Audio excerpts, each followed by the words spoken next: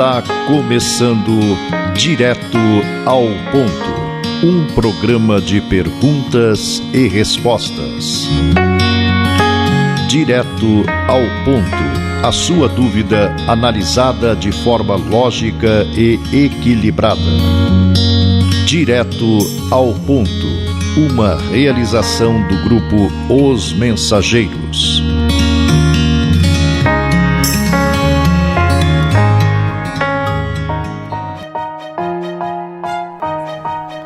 Alô amigos, aqui estamos para oferecer as respostas que você procura perante dúvidas e conflitos apresentados pela vida na visão filosófica, científica e religiosa do Espiritismo. Indo direto ao ponto, vamos à primeira pergunta do programa de hoje. Tive sempre um relacionamento difícil com meu pai, morto há alguns anos. De uns tempos para cá, tenho sonhado frequentemente com ele. Isso é possível? Por quê? Para esclarecer suas dúvidas, é necessário mostrar a posição do Espiritismo em relação ao tema. Com uma antecedência de meio século antes que Freud, o pai da psicanálise, publicasse sua interpretação dos sonhos, Allan Kardec tratou do assunto com os espíritos que o ajudaram a compor a base da doutrina espírita. Isso pode ser verificado no Livro dos Espíritos, das questões número 400 a 415. O sono natural é a suspensão momentânea da vida de relação, entorpecimento dos sentidos durante o qual se interrompem as relações do espírito com o mundo exterior por meio dos órgãos. O sono liberta parcialmente o espírito do corpo. Quando o homem dorme, momentaneamente se encontra no estado em que estará de maneira permanente após a morte. Para efeito do sono, os espíritos encarnados estão sempre em relação com o mundo dos espíritos. Nisso que chamamos sono, só temos o repouso do corpo, porque o espírito está em movimento. No sono, ele recobra um pouco da sua liberdade e se comunica com os que lhe são caros, seja neste ou em outros mundos. Mas como o corpo é de matéria pesada e grosseira, dificilmente conserva as impressões recebidas pelo espírito, mesmo porque o espírito não as percebeu pelos órgãos do corpo. No sono é só o corpo que repousa, o espírito não dorme. As observações práticas provam que, nessas condições, o espírito goza de toda a liberdade e da plenitude das suas faculdades. Aproveita-se do repouso do corpo, dos movimentos que lhe dispensa a presença, para agir separadamente e ir aonde quer. Durante a vida, qualquer que seja a distância que se transporte, o espírito fica sempre preso ao corpo por um cordão fluídico, que serve para atraí-lo quando a sua presença se torna necessária. Só a morte rompe esse laço. Os sonhos são o resultado da emancipação da alma, que se torna mais independente pela suspensão da vida ativa e de relação. Daí uma espécie de clarividência indefinida, que se estende aos lugares os mais distantes ou que jamais se viu, e algumas vezes mesmo a outros mundos. Daí também a lembrança que retraça na memória os acontecimentos verificados na existência presente ou nas existências anteriores. A extravagância das imagens referentes ao que se passa ou que se passou em mundos desconhecidos, entremeados de coisas do mundo atual, formam esse conjunto bizarro e confuso que parece não ter senso nem nexo. A incoerência dos sonhos ainda se explica pelas lacunas decorrentes da lembrança, incompleta do que nos apareceu no sonho. Tal como um relato ao qual se tivessem truncado frases ou partes de frases ao acaso. Os fragmentos restantes, sendo reunidos, perderiam toda a significação racional. Durante a encarnação, o espírito jamais se acha completamente separado do corpo. Qualquer que seja a distância a que se transporte, conserva-se preso sempre àquele por um laço fluídico que serve para fazê-lo voltar à prisão corpórea, desde que a sua presença ali se torne necessária. Esse laço, só a morte o rompe. Se você está se perguntando se é necessário o sono completo para a emancipação do espírito, o espírito diz que recobra a sua liberdade quando os sentidos se entorpecem, então não. Ele aproveita para se emancipar todos os instantes de descanso que o corpo lhe oferece. Desde que haja prostração das forças vitais, o espírito se desprende. E quanto mais fraco estiver o corpo, mais o espírito estará livre. É assim que o cochilar ou um simples entorpecimento dos sentidos apresenta muitas vezes as mesmas imagens do sonho. Outra dúvida comum é se essa reação é igual para todas as criaturas humanas. Na maioria das situações, a criatura tem a mente como que voltada para si mesma, em qualquer expressão de descanso, tomando o sono para claustro tranquilo das impressões que lhe são agradáveis, qual criança que, à solta, procura simplesmente o objeto de seus caprichos. Nesse ensejo, configura na onda mental que lhe é característica as imagens com que se acalenta, sacando da memória a visualização dos próprios desejos, imitando alguém que improvisasse miragens na antecipação de acontecimentos que aspira a concretizar. Afeita ao narcisismo, tão logo demande o sono, quase sempre se detém justaposta ao veículo físico, entregando-se à volúpia mental com que alimenta os próprios impulsos afetivos, enquanto a máquina física se refaz. Ensimesmada, a alma, usando os recursos da visão profunda, localizada nos fulcros do diencéfalo e plenamente desacolchetada do corpo carnal por temporário desnervamento, não apenas se retempera nas telas mentais com que preliba satisfações distantes, mas experimenta de igual modo o resultado dos próprios abusos, suportando o desconforto das vísceras destratadas por ele mesmo ou a inquietude dos órgãos que desrespeita, quando não padece a presença de remorsos constrangedores à face dos atos reprováveis que pratica, porquanto ninguém se livra no próprio pensamento dos reflexos de si mesmo. Qual ocorre no animal de evolução superior, no homem de evolução positivamente inferior, o desdobramento da individualidade por intermédio do sono é quase que absoluto estágio de mero refazimento físico. No primeiro, em que a onda mental é simplesmente fraca emissão de forças fragmentárias, o sonho é puro reflexo das atividades fisiológicas. No segundo, em que a onda mental está em fase iniciante de expansão, o sonho, por muito tempo, será invariável ação reflexa de seu próprio mundo consciencial ou afetivo. Evolui, no entanto, o pensamento na criatura que amadurece, espiritualmente, através da repercussão. Desse modo, o dormir não é essencial para haver esse desligamento. Esse afastamento ou desprendimento pode também operar-se em graus diversos no estado de vigília. Mas então jamais o corpo goza inteiramente de sua atividade normal. Há sempre uma certa absorção, um alheamento mais ou menos completo das coisas terrestres. O corpo não dorme, caminha, age, mas os olhos olham sem ver, dando a compreender que a alma está em outro lugar. Ela vê as coisas distantes, tem percepções e sensações que desconhecemos. Às vezes, tem a presciência de alguns acontecimentos futuros pela ligação que percebe existir entre eles e os fatos presentes. Penetrando no mundo invisível, vê os espíritos com quem lhe é possível entabular conversações e cujos pensamentos lhe é dado transmitir. Na sua volta ao estado normal, comumente sobrevém o esquecimento do que se passou. Algumas vezes, porém, ela conserva uma lembrança mais ou menos vaga do ocorrido, como se tivesse tido um sonho. Não raro, a emancipação da alma amortece tanto as sensações físicas que lhe chega a produzir verdadeira insensibilidade que, nos momentos de exaltação, lhe possibilita suportar com indiferença as mais vivas dores. Provém essa insensibilidade do despreendimento do corpo espiritual ou perispírito, agente transmissor das sensações corpóreas. ausente, o espírito não sente as feridas feitas no corpo físico. Em sua manifestação mais simples, a faculdade que a alma tem de emancipar-se produz o que se denomina o devaneio em vigília. A algumas pessoas, essa emancipação também dá presciência, que se traduz pelos pressentimentos.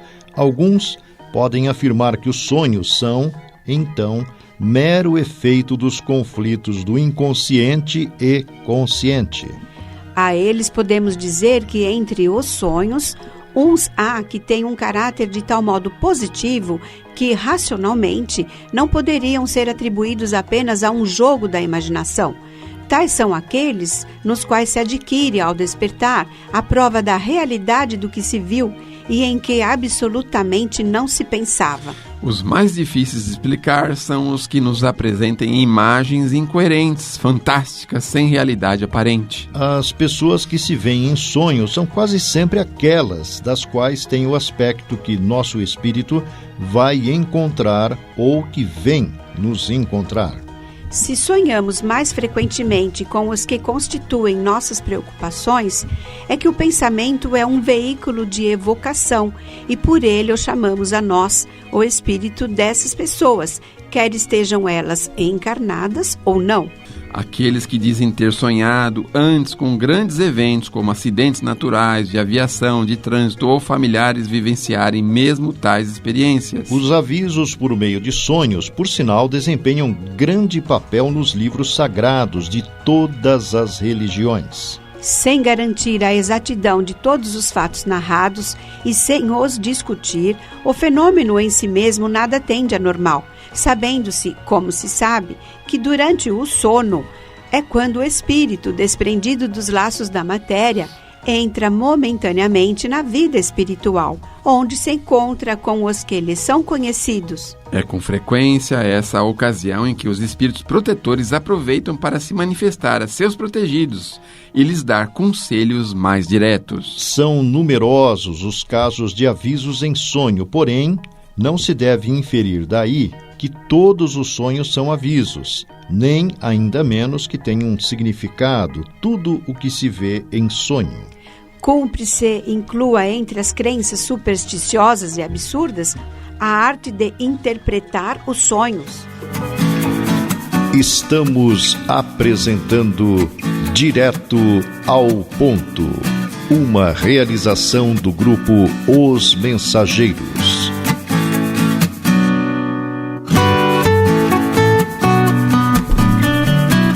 Ultimamente, tenho sentido grandes calafrios ao entrar em alguns ambientes.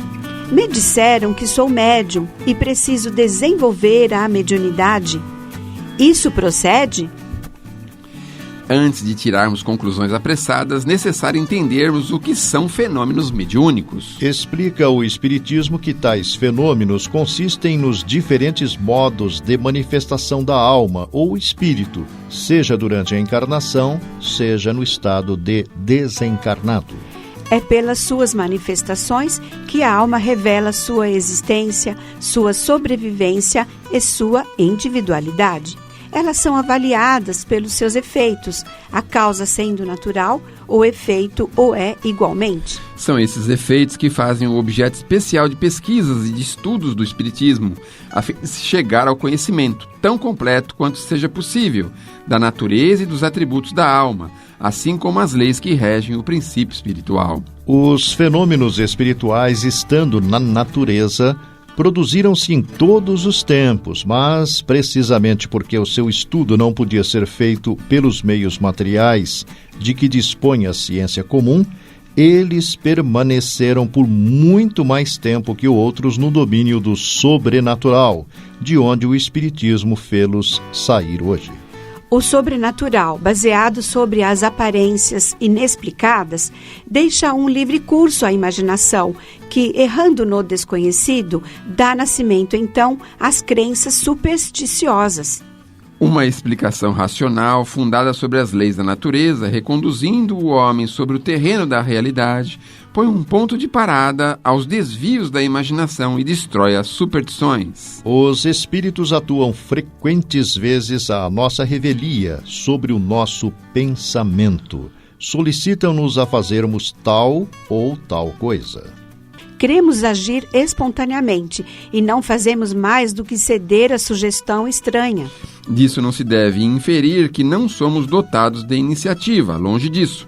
O espírito encarnado tem sempre o seu livre-arbítrio. Não é sempre fácil distinguir o pensamento sugerido do pensamento pessoal, pois que habitualmente eles se confundem. Presume-se que nos vem de uma fonte estranha quando é espontâneo, quando surge em nós como uma inspiração e está em oposição com nossa maneira de ser. Nosso julgamento e nossa consciência nos fazem conhecer se ele é bom ou mau. Basicamente, suas manifestações se apresentam de duas formas. Primeiro, efeitos físicos, limitadas a fenômenos materiais como ruídos, movimentos, deslocamento de objetos, objetivando chamar nossa atenção para alguma coisa e convencer-nos da presença de uma força superior ao homem. Efeitos intelectuais. Compreende todas as manifestações que impressionam a audição, visão, a fala, o pensamento, levando o indivíduo a intuir, pressentir, escrever, prever, desenhar, compor, prescrever, antever acontecimentos e etc. Os fenômenos espíritas são, o mais frequentemente, espontâneos e se produzem sem nenhuma ideia preconcebida nas pessoas que neles menos pensam. Em certas circunstâncias, eles podem ser provocados por agentes designados sob o nome de médiums. No primeiro caso, o médium é inconsciente do que se produz por seu intermédio. No segundo, age com conhecimento de causa, daí a distinção de médiuns conscientes e inconscientes. Estes últimos são mais numerosos e se encontram frequentemente entre os incrédulos mais obstinados que, assim, praticam o espiritismo sem o saber e sem querer. Os fenômenos espontâneos têm, por isso mesmo, uma importância capital por não se poder suspeitar da boa-fé daqueles que os obtêm. A mediunidade não é um talento, não existe senão pelo concurso de um terceiro. Se esses terceiros se recusam, não há mais mediunidade. A aptidão pode subsistir, mas o seu exercício está anulado. Um médium sem a assistência dos espíritos é como um violinista sem violino. A mediunidade é uma faculdade inerente à natureza do homem. Nem é uma exceção, nem um favor. Faz parte do grande conjunto humano e, como tal, está sujeita às variações físicas e às desigualdades morais. Sofre o dualismo terrível do instinto e da inteligência. A maioria não a percebe em si porque a mediunidade é uma faculdade multiforme, apresenta uma infinidade de nuances em seus meios e em seus efeitos. Aquele que é apto para receber ou transmitir as comunicações dos espíritos é, por isso mesmo, um médium, seja qual for o meio empregado ou o grau de desenvolvimento da faculdade. Desde a simples influência oculta até a produção dos mais insólitos fenômenos. Contudo, no uso corrente, o vocabulário tem uma acepção mais restrita e se diz, geralmente, das pessoas dotadas de uma potência mediatriz muito grande, tanto para produzir efeitos físicos, quanto para transmitir o pensamento dos espíritos pela escrita ou pela palavra. Os efeitos mediúnicos, absolutamente nada têm de sobrenatural. Todos, sem exceção, são devidos à combinação dos fluidos próprios do espírito e do médium. Esses fluidos, posto que imponderáveis, não deixam de ser matéria sutil. Há, pois, aí uma causa e um efeito de certo modo materiais, o que nos fez dizer sempre que, sendo os fenômenos espíritas baseados nas leis da natureza, nada tem de miraculoso. Como muitos outros fenômenos, só pareceram miraculosos porque não se conheciam suas leis. Hoje conhecidas essas leis, desaparecem o sobrenatural e o maravilhoso, dando lugar à realidade. Você deve estar pensando, posso me comunicar com quem eu quero? Para que um espírito possa se comunicar, é necessário, entre ele e o médium, relacionamento fluídico que não se estabelece sempre instantaneamente. À medida que a faculdade se desenvolve, o médium adquire, pouco a pouco, a aptidão necessária para entrar em relação com o primeiro espírito que chegue. Pode ocorrer, pois, que aquele com quem se quer comunicar não esteja em condições propícias para fazê-lo, apesar da sua presença. Pode ocorrer também que não tenha nem a possibilidade, nem a permissão de se entregar ao apelo que lhe é feito. Por isso convém, no início, não se obstinar em chamar um espírito determinado, com exclusão de todos os outros, porque ocorre frequentemente, não seja com este que as relações fluídicas se estabeleçam com mais facilidade, qualquer que seja a simpatia que se tem por ele. Antes, pois, de pensar em obter comunicações de tal ou tal espírito, é preciso dedicar-se ao desenvolvimento da faculdade. E para isso é preciso fazer uma chamada geral e se dirigir, sobretudo, ao seu espírito protetor ou anjo da guarda. A questão da identidade é quase indiferente quando se trata de instruções gerais. O que interessa não é se a sua pessoa, mas o seu ensinamento. Ora, do momento em que esse ensinamento é bom, pouco importa de quem o dá. Se chame Pedro, Paulo, é julgado pela sua qualidade e não pela sua insígnia. Se um vinho é mau, não será o rótulo que o tornará melhor. De outro modo, ocorre nas comunicações pessoais, porque é o indivíduo, sua pessoa mesma, que nos interessa. É com razão que, nessa circunstância, se deve assegurar se o que o espírito que vem ao nosso chamado é realmente aquele que se deseja. Direto ao ponto em 1 minuto.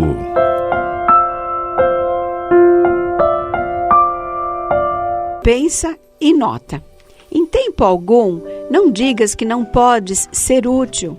Faze de cada dia um poema de fé. Podes ser a esperança dos que jazem na angústia. Uma frase de luz ergue os irmãos caídos. Terás, quando quiserdes, a prece que abençoa, para espalhar o bem. Basta o apoio de Deus. Emmanuel. Muito bem, meus amigos.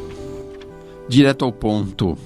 Nós precisamos buscar a sintonia cada vez mais próxima ao Criador, às coisas maiores da vida. Por isso, não estejamos tão em guarda com as coisas materiais. Pensemos em ser útil nas coisas espirituais também. Façamos o que for possível para auxiliar, porque, em verdade, quando nos ligamos ao Criador, obviamente, o Criador nos liga a nós e nos apoia, nos favorece, nos ajuda. Tenhamos certeza, absoluta certeza, de que pensando, conversando com o Pai e colocando à sua disposição, obviamente seremos todos atendidos e seremos todos amparados. Por isso, nunca deixe para depois aquilo que você pode fazer agora. Palavras finais.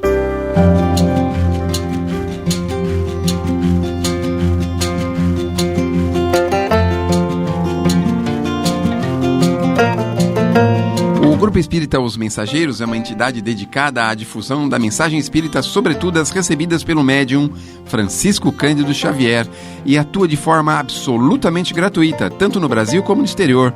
Publica também o jornal Os Mensageiros. O Grupo Espírita Os Mensageiros tem também o seu braço social, a AME, que mantém atividades sociais no Glicério e em Carapicuíba, além de Piedade. Venha conhecer-nos.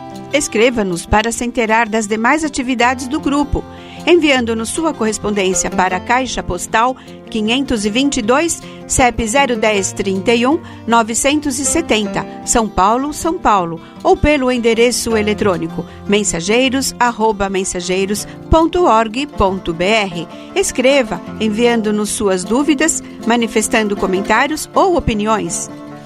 Na próxima semana, convidamos você para irmos direto ao ponto.